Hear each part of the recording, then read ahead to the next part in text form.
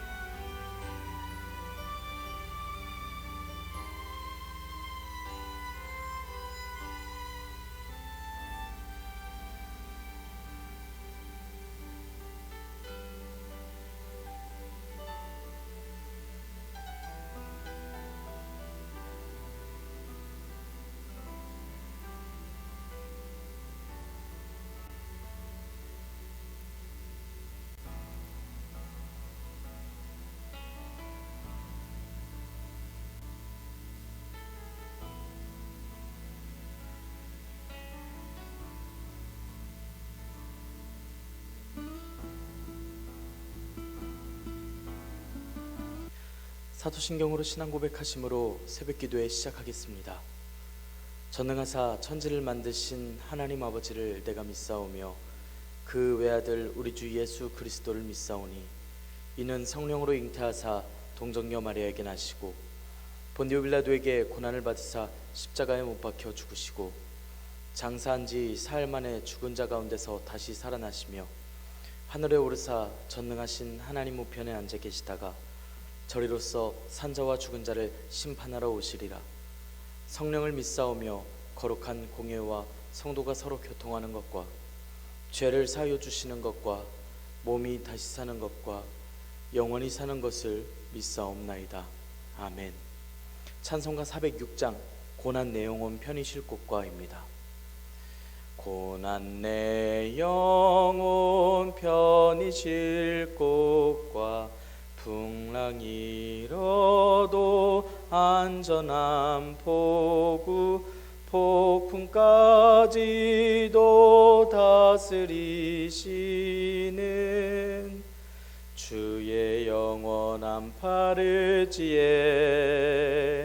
주의 영원하신 팔 함께하사 항상 나를 붙드시니 어느 곳에 가든지 요동하지 않음은 주의 팔을 의지함이라. 세상 친구들 나를 버려도 예수를 함께 동행함으로 주의 은혜가 충만하리니 주의 영원한 팔을지에 주의 영원하신 팔 함께하사 항상 나를 붙드시니 어느 곳에 가든지 요동하지 않음은 주의 팔을 의지함이라. 나의 믿음이 연약해져도 미리 예비한 힘을 주시며 위태할 때도 함부하시는 주의 영원한 팔을지에 주의 영원하신 팔 함께하사 항상 나를 붙드시니 어느 곳에 가든지 요동하지 않음은 주의 팔을 의지함이라. 능치 못한 것 주께 없으니 나의 일생을 주께 맡기면 나의 모든 짐 대신 지시는 주의 영원한 팔을지에 주의 영원하신 팔 함께 하사 항상 나를 붙드시니 어느 곳에 가든지 요동하지 않음은 주의 팔을 의지함이라. 아멘. 은혜롭고 자비로우신 하나님 아버지, 오늘도 새 하루를 허락하여 주시니 감사합니다. 주님의 부르심을 듣고 모인 저희들 하나님께 찬양하고 기도할 때에 들어주시오며 저희의 삶을 주님께 충성된 삶으로서 주님께서 받아 주시옵소서. 하나님, 저희들에게 예수님을 주인으로 삼아 거룩하심을 선포할 수 있고 저희들에게 묻는 모든 소망에 대한 이유에 온유와 담대함으로 거룩함과 두려움으로 응답할 수 있도록 능력을 더하여 주시옵소서. 주님께서 허락하신 말씀을 읽습니다. 말씀을 읽을 때 지혜를 허락하여 주시고 말씀을 깨닫게 하여 주시며 주님 말씀에 순종하여 날마다 충성하여 주님께서 기뻐하시는 주님의 종들로서 또한 사도들로서 세워 주시옵소서. 이 모든 말씀 우리 주 예수 그리스도의 이름으로 기도드리옵나이다. 아멘. 베드로전서 3장 13절에서 17절의 말씀입니다. 또 너희가 열심으로 선을 행하면 누가 너희를 해하리요? 그러나 의를 위하여 고난을 받으면 복 있는 자니 그들이 두려워하는 것을 두려워하지 말며 근심하지 말고 너희 마음에 그리스도를 주로 삼아 거룩하게 하고 너희 속에 있는 소망에 관한 이유를 묻는 자에게는 대답할 것을 항상 준비하되 온유와 두려움으로 하고 선한 양심을 가지라. 이는 그리스도 안에 있는 너희의 선행을 욕하는 자들로 그 비방하는 일에 부끄러움을 당하게 하려 함이라. 선을 행함으로 고난받는 것이 하나님의 뜻일진데 악을 행함으로 고난받는 것보다 나으니라. 아멘. 오늘도 하나님께서 예배의 자리에 함께 하시는 여러분들에게 크신 은혜와 평강을 내려주시기를 원합니다. 함께 베드로전서의 말씀을 읽고 있습니다. 소아시아 지역의 교회들이 박해를 당하던 상황 중에 베드로 사도가 편지하고 있습니다. 박해가 지역과 정부까지 확대되고 있는 이때에 하나님의 거룩한 자, 자녀, 거룩한 제사장임을 이 교회들이 명심을 하여서 세상에서 무슨 의미로서 살아가야 하는지, 어떠한 이유로서 살아가는지, 또한 그 모습들이 어때야 하는지를 알려줍니다. 아름다운 덕을 선포해야 하는 것과 세상에서 실질적으로 순종해야 하는 그 모습들을 구체적인 예시로서 이야기합니다. 사회에서 이미 제정된 법들, 세상의 제도에 순종을 하는 것을 주님을 위해 순종하라 이야기했습니다. 믿는 자들의 선한 행실 때문에 교회를 비방하던 자들이 훗날에는 하나님께 영광을 돌릴 수 있기 때문입니다. 또 종은 주인에게 순종하되 하나님께 순종해서 고난 속에서도 하나님을 생각하며 참는 아름다운 일을 보이라 이야기합니다. 또 예수님께서 고난당하심으로써 보이셨던 그 본을 따르라 말씀합니다. 또 복음을 위해서 부인이 남편에게 순종해야 할 것을 말씀하고 악과 욕을 그대로 갚을 것이 아닌 그들을 위하여 복을 빌 것을 이야기했습니다.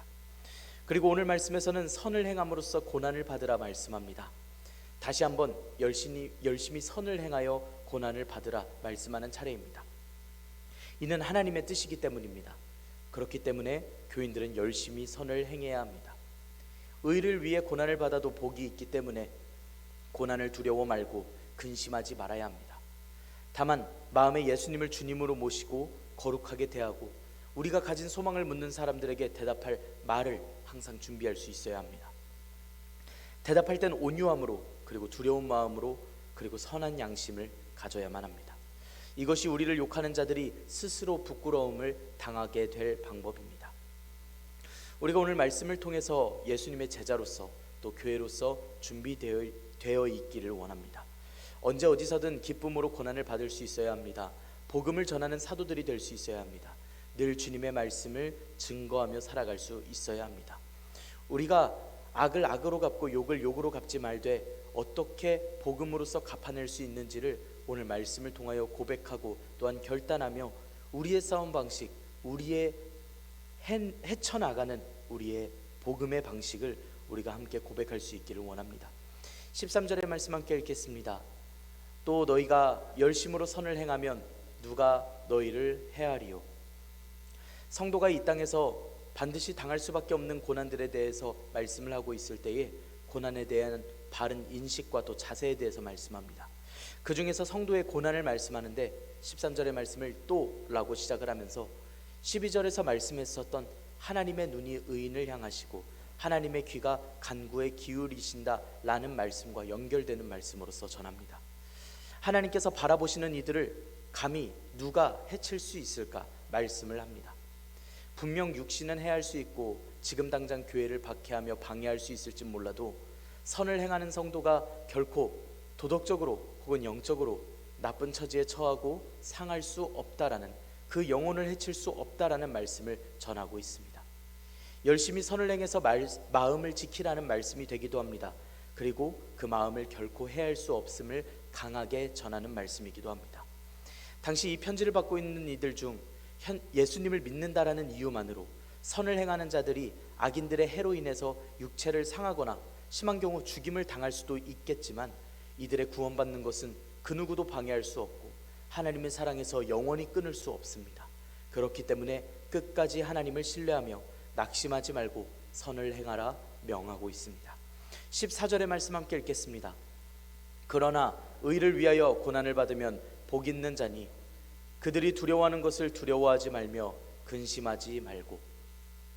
마태복음 5장에서는 예수님께서 말씀하시는데 의를 위해 핍박받으면 복이 있음을 말씀하신 예수님의 말씀이 있습니다. 의를 위해서 고난을 받으면 복이 있습니다. 고난을 당하는 것은 괴로움이 맞습니다.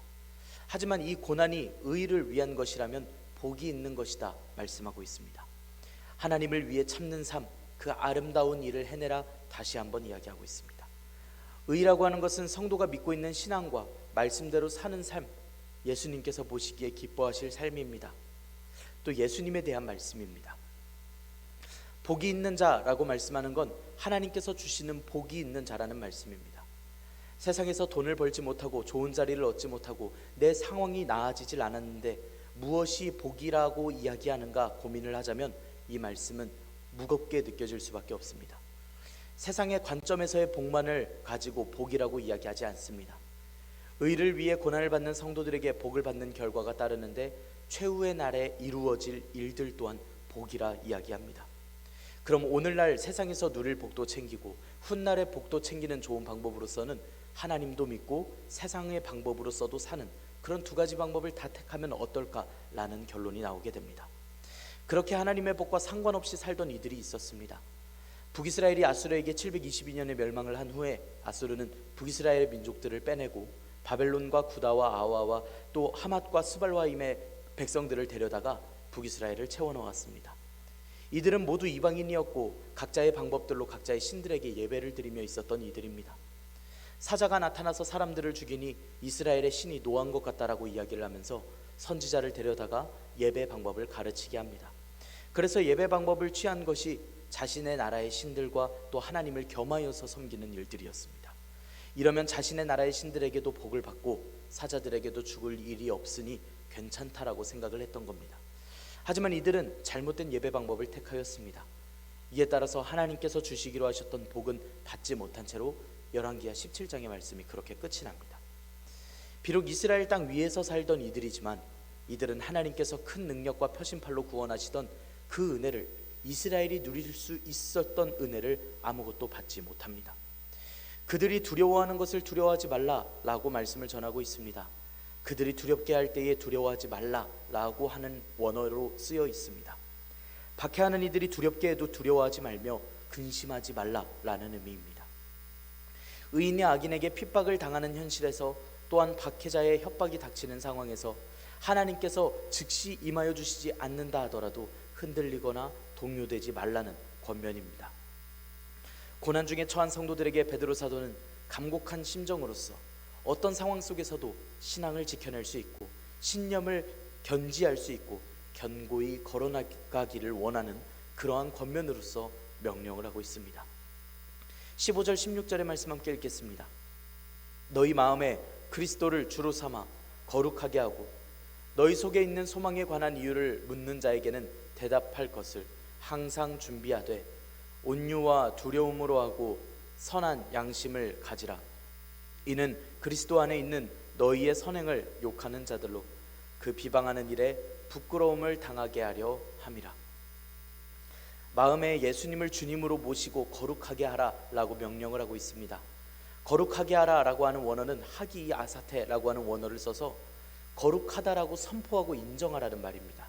이미 거룩하신 예수님을 거룩하게 하라라는 말이 아니라 우리 주님께서 거룩하시다라는 것을 선포하라, 증거해내라라는 이야기입니다. 그리고 성도들 속에 소망이 확실해지는 것이기 때문에 이 이유를 묻는 이들에게 대답해라라고 이야기합니다. 이 대답은 준비된 대답이어야만 합니다.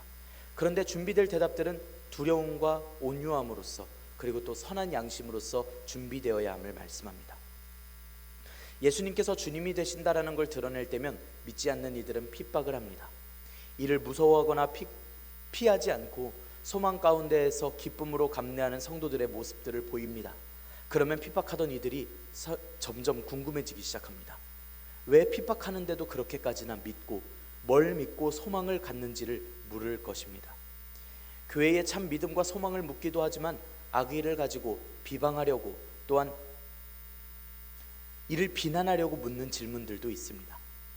당시만의 상황이 아닙니다. 교회의 믿음과 소망에 대해서는 오늘날도 똑같이 묻고 질문하며 비난하려 들고 있습니다. 고난과 핍박을 감내할 뿐만 아니라 거룩한 삶을 살아가는 교인의 삶에 대해서 의문을 가지고 그들이 품고 있는 소망에 대해서 이야기를 할 때 온유함으로써 또 두려움으로써 해명해내야 하는 것이 바로 교회의 사명입니다. 대답하라고 하는 대답은 재판에서 공식적으로 변호한다라고 하는 원어를 씁니다. 자신들이 믿고 지키는 진리에 대해서, 복음에 대해서 변호하듯이 법정에서 정확히 이야기하듯이 논리적이고도 정확하게 대답할 수 있어야 함을 전합니다. 그 태도는 온유와 두려움이라고 말씀하고 있습니다. 온유는 친절함과 부드러움과 겸손을 나타내는 말입니다. 두려움은 하나님을 신뢰하고 경외하는 마음으로서의 두려움입니다. 이 말씀을 가지고 세상에 살아가야 하는데도 내가 자유하니까, 내가 믿는 진리가 무조건 정답이니까 마치 이 진에서 저 진을 뛰어다니며 다른 신을 섬기던 역적들을 죽이겠다라는 그 태도를 취해서는 안 됩니다. 교회는 오늘날은 선한 행실로서 훗날 믿지 않던 이들이 하나님을 경외할 수 있도록, 찬양할 수 있도록 해낼 수 있어야 합니다. 선한 행실로서 저들을 가르칠 수 있고 선한 행실로서 저들을 물리칠 수 있어야 합니다. 잘 배워야 하고 바르게 대답할 수 있어야 합니다. 그리고 그 마음이 조심스러운 마음, 그리고 무서운 마음, 두려움으로써 임해야 한다라고 가르치고 있습니다. 선한 양심을 가지라고 이야기합니다.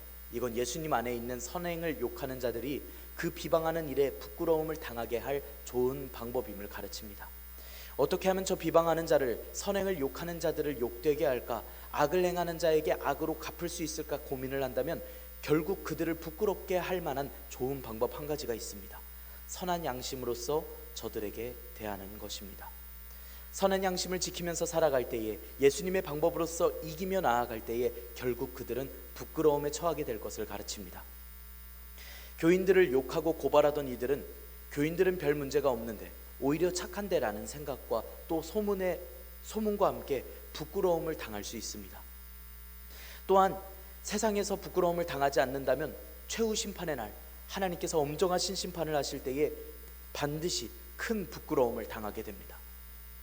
지금 당장 처할 부끄러움도, 최후의 날에 당할 부끄러움도 모두 저 악한 이들의 몫이라는 말씀입니다. 우리는 오직 선한 양심으로서, 온유함으로써, 두려움으로써 나아갈 뿐입니다. 그러면 참 속상한 이야기가 됩니다. 선을 행하면 무조건 고난을 받아야 하는 것처럼 이야기가 되고 있어서 고난당할 때 어째야 하는지만 이야기를 하는 것 같은데, 이에 대해서 베드로 사도는 다음과 같이 설명합니다. 17절의 말씀 함께 읽겠습니다. 선을 행함으로 고난받는 것이 하나님의 뜻일진데 악을 행함으로 고난받는 것보다 나으니라. 악을 행하면 벌로써 고난을 받는 것은 당연합니다. 선을 행하면 무슨 이유인지 몰라도 고난을 받는 경우가 있습니다. 세상에는 이렇게 두 가지 고난이 전부 다 펼쳐져 있는데, 이왕 고난을 받는 거 하나님의 뜻대로 선을 행함으로써 고난을 받으면 어떻겠느냐라는 권면입니다.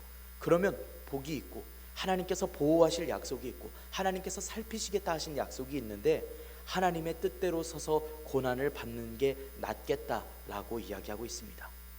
사실 베드로 사도가 이렇게까지 설명할 내용은 아닙니다. 이미 예수님께서는 제자들에게 받을 고통에 대해서 설명해 주신 바가 있었습니다.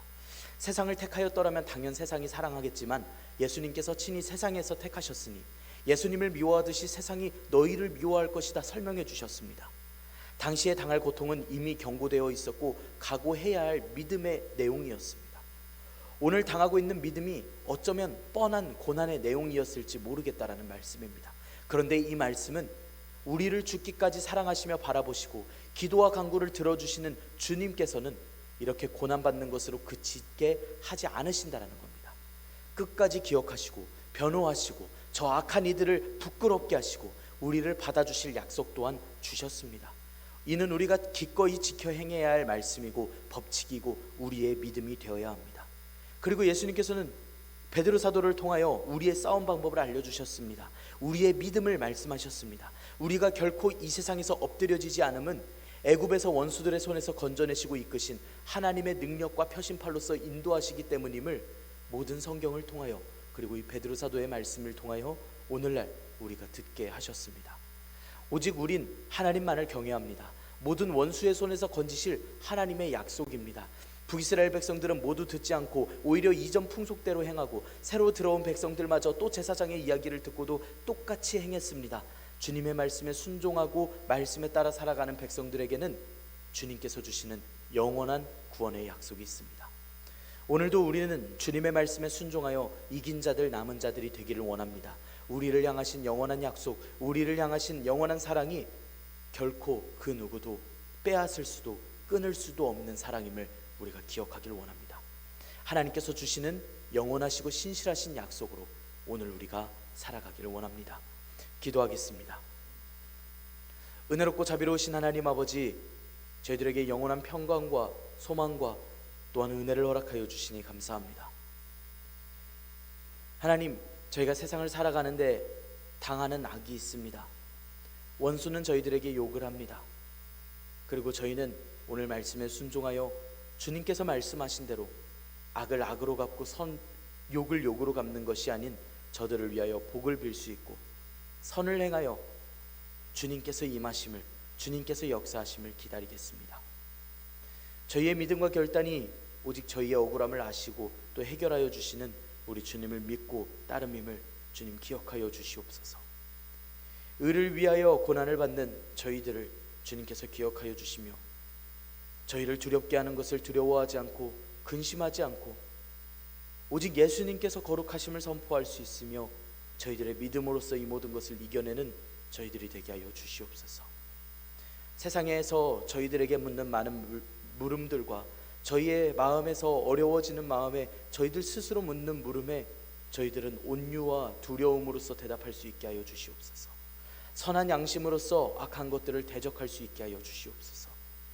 예수님 안에 있는 저희의 선행을 욕하는 자들로 그 비방하는 일에 부끄러움을 당하게 하실 줄 믿습니다. 저희가 오직 주님의 역사하심과 주님께서 갚으심을 기다립니다. 선을 행함으로 고난받는 것을 주님의 뜻으로서 기억하며 저희들이 오늘도 순종합니다. 기꺼이 오히려 삶과 기쁨으로 저희가 이 고난을 받습니다. 주님, 저희들을 긍휼히 여겨주시며 저희들이 이 아픔에서 건져주시며 또한 인도하여 주시옵소서. 주님의 말씀에 순종하는 종들에게 주님의 크신 복을 내려주시며 오늘 하루도 주님께서 인도하시는 귀한 은혜를 저희들 감사하며 고백하는 오늘 하루가 될 수 있도록 주님 인도하여 주시옵소서. 이 모든 말씀 우리 주 예수 그리스도의 이름으로 기도드리옵나이다. 아멘. 하늘에 계신 우리 아버지여, 이름이 거룩히 여김을 받으시오며 나라가 임하시오며 뜻이 하늘에서 이루어진 것 같이 땅에서도 이루어지이다. 오늘 우리에게 일용할 양식을 주시옵고 우리가 우리에게 죄 지은 자를 사하여 준 것 같이 우리 죄를 사하여 주시옵고 우리를 시험에 들게 하지 마시옵고 다만 악에서 구하시옵소서. 나라와 권세와 영광이 아버지께 영원히 있사옵나이다. 아멘. 오늘의 말씀을 지켜내기 위하여 우리 시간 한 목소리로 기도하기를 원합니다. 우리가 모든 일들에 있어서 온유와 두려움으로써 준비하고 또한 대답할 수 있기를 원합니다. 우리 주님께서 우리들에게 크신 믿음과 또한 은혜를 더하여 주십니다. 우리 러시아와 우크라이나의 평화를 위하여서 기도할 수 있길 원합니다. 전쟁에 동원된 젊은이들과 또한 국민들을 위하여서 함께 기도합시다. 이 땅의 평화를 위하여 함께 기도하길 원합니다.